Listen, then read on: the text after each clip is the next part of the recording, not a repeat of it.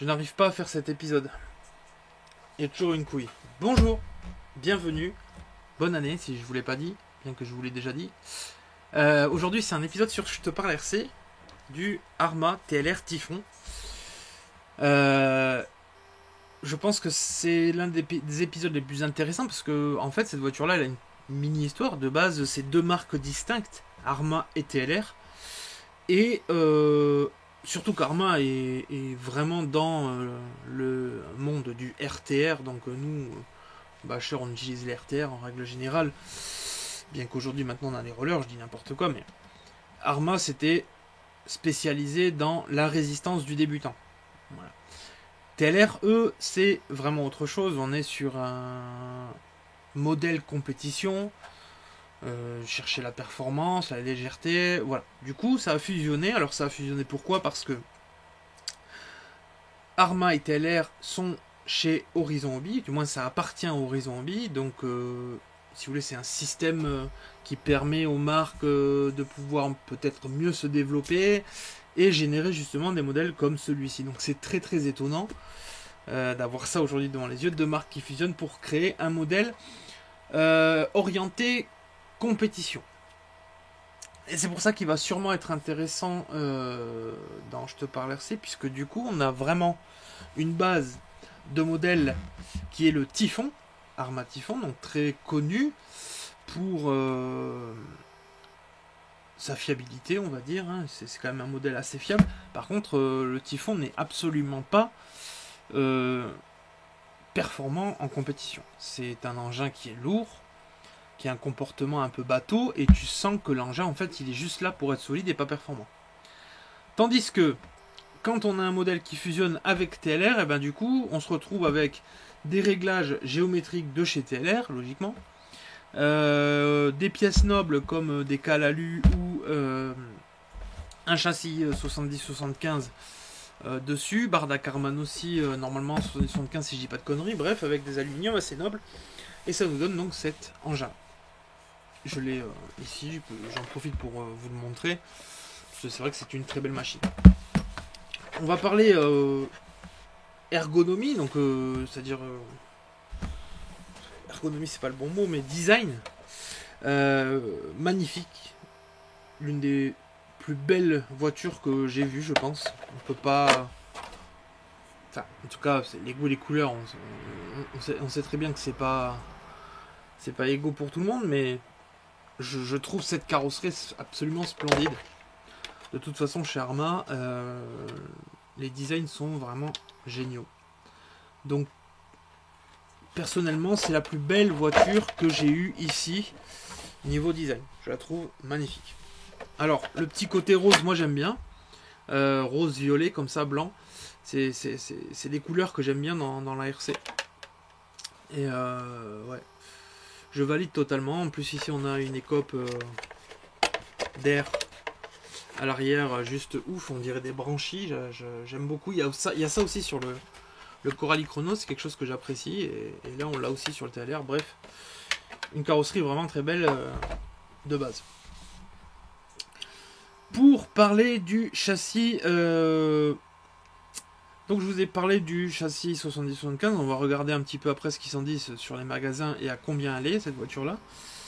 La platine aussi est en alu, donc là je sais pas si c'est du 75. Les tourelles ici, c'est du... Mon Piacolis, après il est à 0, et pourtant il est bien, mais... Bon, c'est du 5, hein, tout simplement. J'ai 5,1 moi, tu vois. Bon. On va valider 5 parce que je pense que c'est simplement 5. Hein. 5,1. Je vous dis que j'ai 5,1. Au niveau des tourelles, je pense qu'on a quelque chose de quali. Plutôt même très robuste. Au niveau des amortisseurs qui sont fixés sur des tourelles d'amortisseurs, eh bien, on retrouve normalement, si je dis pas de bêtises, les amortisseurs Arrma, dessinés avec le logo TLR. Voilà. En tout cas, c'est très ressemblant à l'amortisseur Arrma, donc je suis quasiment certain de ne pas me tromper. Les ressorts, ça ressemble à du ressort Arrma en tout cas. Donc là, on est quasiment certain de ne pas se tromper niveau fiabilité. Maintenant, performance, je ne sais pas ce que ça donne ces amortisseurs sur piste. Je sais absolument pas. Le petit pare-choc Arma, les cales de train, je pense que c'est les cales de train TLR, ça ressemble pas à du Arma. Les triangles, on dirait des triangles Arma. Et pour moi, c'est des triangles Arma. Les fusées aussi. Alors, ce qui est bien dommage, c'est vrai que quand je regarde cette voiture-là, on a un support ici, renfort de châssis qui est devant. Et on l'a en plastique. Sur un modèle roller, c'est vraiment dommage. Vraiment. Un petit modèle alu aurait vraiment fait du plus bel effet. Alors certains peut-être me diront, oui, mais ça sert à rien. Mais si, ça sert.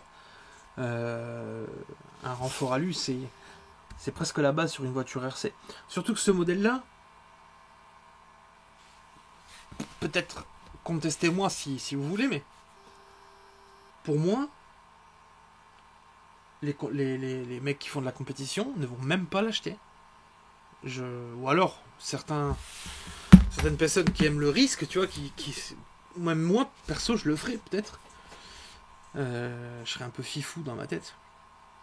Mais je vois pas les compétiteurs d'un coup changer de marque, dire ah ouais putain, Arma, TLR, t'as vu l'Arma, pourquoi pas. Peut-être que les mecs de chez TLR qui roulent sous TLR, peut-être qu'ils vont amener cette voiture-là sur les pistes, et du coup, il faudra peut-être guetter si y a des podiums faits avec cette voiture-là ou pas. C'est vraiment le cotru à voir. En tout cas, normalement, cette voiture-là a les capacités de pouvoir faire des chronos. Bien qu'elle a une architecture de base de voiture RTR. Enfin, c'est des conneries ce que je dis, parce que c'est pas parce que c'est une voiture RTR qu'elle peut faire de la compétition, mais je veux dire, c'est l'architecture de base, c'est celle du Typhon. Et le Typhon, très sincèrement, moi je l'ai testé sur circuit, et tu compares à un Kyosho, moi je comparais par rapport à un Kyosho MP9 TKI 4 ou un NXT de base, c'était il était aux fraises total. Bon, enfin bon. On a aussi un différentiel central en plastique. Ça aussi c'est bien dommage pour une voiture qui est censée être en roller. On se rapproche de plus en plus des voitures aujourd'hui de diff plastique. Franchement, quand c'est pas terrible, diff central plastique. Mais bon, voilà, d'origine tu l'as en plastique, c'est comme ça. Les noix, tout ce qui est noix, c'est Arma. En fait, elle a beaucoup de Arma, pas beaucoup de TLR. Donc voilà pourquoi je te dis, moi aujourd'hui, quand cette voiture-là, ben c'est un semi-haut de gamme. C'est un haut de gamme, pardon. C'est un haut de gamme. Dans un buggy loisir. Elle est destinée pour la compétition. De toute façon, je suis certain que l'ensemble des personnes qui regarderont cette vidéo ne seront jamais champions du monde, même s'ils achètent les tout derniers Cric comme pièces. Donc, à mon avis, il y a quand même moyen de faire du résultat avec cette voiture-là et t'amuser sur circuit, très clairement. Si tu veux pas être champion du monde dans ta tête. Le Alex FPV qui a acheté cette voiture-là a monté dessus un Max 8 G2 avec le moteur en 4278 2200 kV. Ça, pour moi, c'est l'électronique. Comment dire ? C'est ce qui lui va le mieux. Parce que là, on a un engin équipé du câble sensor. Donc, pour ceux qui ne savent pas ce que c'est, ça vous permet en fait d'être un peu plus précis sur les réglages de ta gâchette, par exemple. Et en plus de ça, c'est waterproof.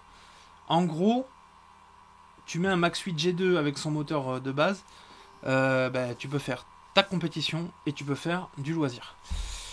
Moi, je trouve que ce moteur-là, ce combo, lui va à merveille. En plus de ça, les ratios internes des châssis Arma sont assez élevés. Du coup, le 2200 kV lui va comme un gant. À mon avis, elle tarte de malade en 6ème. En 6ème, j'ai dit. En 6S.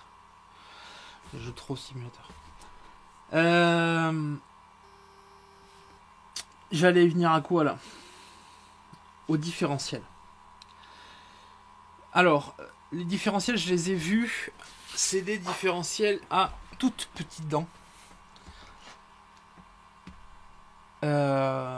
Bon, j'avais eu une explication, c'est pour générer un peu plus de roue libre.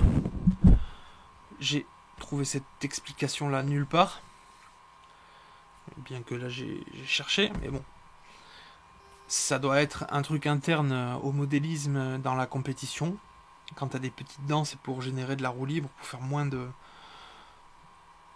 freins moteur ou freins châssis, on va dire. Mais enfin, l'hélicoïdal fait tout aussi bien, il me semble. Et puis j'ai vu beaucoup de transmissions hélicoïdales en compétition. Et là, on a un pignon droit, petite dent. Là aussi encore, ça reflète pas du tout, pour moi en tout cas, pas du tout la qualité que ça devrait être quand on sort un engin de ce type-là. Ça ressemble... Alors c'est sûrement... Alors peut-être que c'est fiable. Moi je ne connais pas ce diff-là puisque je ne la roule pas. Encore une fois, c'est pas de la spéculation, mais c'est selon ce que j'ai déjà vu. Ça me paraît très petit. Surtout avec ce que tu peux lui mettre dans la tronche. Alors, en général, c'est des voitures qui sont prévues pour rouler en 4S et pas en 6. Mais là, on sort du Typhon. C'est pas une voiture qui est sortie comme ça. On sort du Typhon. Le Typhon, lui, il est en 6S. Et se retrouver avec des petites dents comme ça fait plus peur qu'autre chose. On s'attendait peut-être à mieux, tu vois, genre des diffs XB, par exemple. Un diff XB là-dessus, ça aurait été vachement plus sympa. Ça, c'est ce qui m'a un peu marqué. Ce qui m'a marqué aussi, alors je l'ai pas là, je l'ai ici. Hop. Donc on a l'aileron du TLR qui est... Alors moi j'aime bien, hein, je l'avais déjà dit. Mais alors on est sur un design des années 90, tu vois. Ça aussi,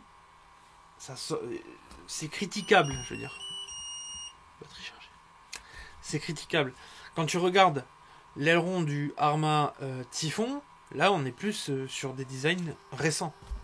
D'ailleurs, c'est quand on voit cet aileron là, on s'aperçoit que Traxxas c'est très largement inspiré de l'aileron. Arma, vous devriez attaquer Traxxas comme eux le font pour vous. C'est vrai. Quand tu vois l'aileron, ça ressemble tellement au Sledge. Donc, mettre un vrai aileron là-dessus, en plus de celui-là, ben, il est fragile. C'est vraiment des petites incohérences.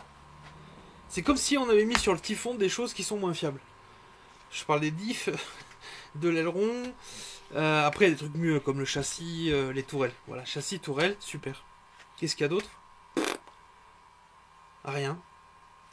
Je te jure, rien. Je te jure. Le support aileron, c'est le même que le Arma Typhon.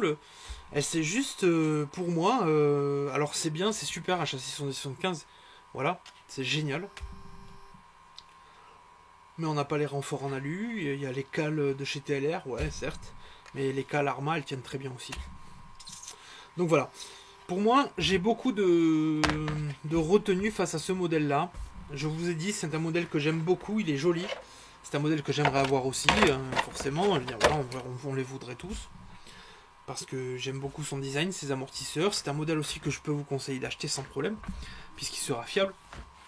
On n'est pas non plus sur des modèles de merde. Et c'est pas parce que je dis une critique d'une voiture que je vous dis que c'est de la merde. Je vous dis simplement que de toute façon, elle est seule pour l'instant dans son domaine, puisque on est à peu près sur du EXB version buggy, sauf que là ça s'appelle Arma TLR, et que je n'ai pas encore vu en vente des buggy en mode EXB, quoi, tu vois, ou XTR. Donc voilà. Mais je tenais à relever toutes ces petites incohérences, puisqu'on est censé monter d'un niveau par rapport au Typhon. On l'a fait grâce aux tourelles au châssis, mais derrière ça, c'est comme si on repassait la 4 alors qu'on a 2,20, quoi. C'est assez dommage. Alors, TLR, le choix d'avoir mis un aileron, je sais pas quoi te dire. C'est quoi? C'est parce que tu voulais marquer le coup parce que c'est TLR. Dans ce cas-là, je sais pas, tu mets des vrais diffs, des noix traitées dures, mais bien que les noix, attention, elles sont bien. Les noix qui sont dessus sont bien. Mais je sais pas, on parle TLR, tu vois. Tu mets les renforts en alu. Tu t'appelles TLR, tu fais ce genre de choses. Voilà, c'était vraiment ce que je tenais à dire sur cet engin. Les pneus, on peut en parler parce que je les ai derrière là. Hop. Là. Donc les pneus,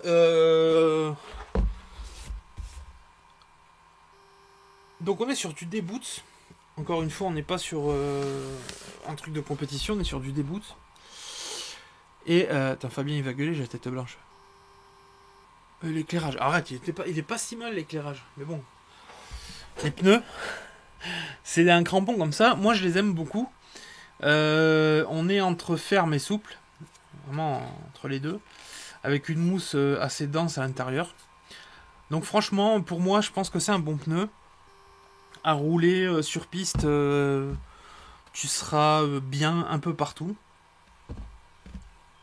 La jante, elle est plutôt cool. En semi-pleine comme ça, un petit peu. Ouais, franchement, j'aime bien le pneu. C'est un pneu de un pneu plutôt qualité, pardon. Donc, ouais, un pneu basique, un pneu de RTR.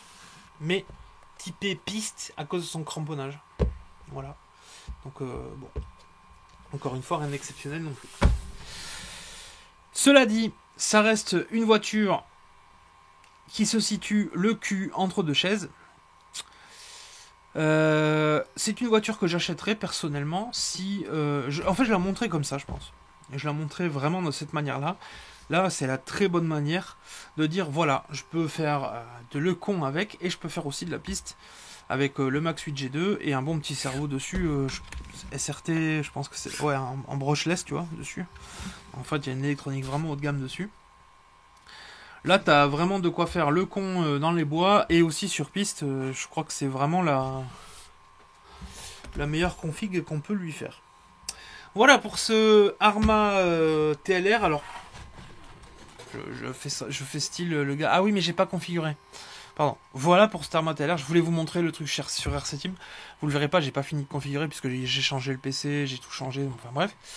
Il est au prix de 439 €, ce qui n'est pas vraiment cher. Alors, il n'y a pas l'électronique dedans, mais bon. Voilà, ça reste assez correct comme prix. Sur RC Team, vous avez vraiment tout qui est expliqué. J'ai été faire un tour dessus. On vous dit la base, la conception. On vous explique aussi l'aileron arrière, by TLR. Bref, il y a pas mal d'explications vraiment cohérentes. Plutôt sympa. Et puis tout ce qui est estampillé 70-75 aussi, comme le châssis, les tourelles, les cales d'amortisseur. Les tourelles d'amortisseur, les cales de train, pardon. Et puis les choses qui sont gravées au laser, TLR Tuned, hein, si ça vous fait bander. Moi pas. Ça me excite pas plus que ça. C'est des belles finitions. Voilà, on va dire que c'est des belles finitions pour l'engin. Voilà, j'espère que ça vous a plu. Cet engin-là, il est en vente à 450 €. Donc vous voyez que c'est au prix du châssis en fait. 450 € avec son cerveau, sa radio. Son moteur, les 4 pneus, l'aileron du TLR, l'aileron du 6S. Il est en bon état, il a un petit POC ici. Je l'ai révisé, j'ai regardé les diffs, on a fait les diffs. On les a commencés en live. Alors du coup, juste avant la vente, je vais rouler avec. Vous allez me voir faire 1 ou 2 packs avec, même peut-être 5. Je vais les faire en mode tranquille, vous inquiétez pas. Et puis, voilà, si vous la voulez, vous m'envoyez un mail, hein, tout simplement, ou vous m'écrivez dans les commentaires. C'est le propriétaire de cette voiture-là qui la vend. 450 balles, c'est pas cher du tout. Voilà, vous pouvez la réserver si vous voulez, avec grand plaisir. J'espère que cette vidéo vous a plu. Un petit peu long, mais il fallait en parler. Et puis on se retrouve en live très prochainement. Donc mardi, jeudi et dimanche. Allez, vive le modélisme, à bientôt, ciao.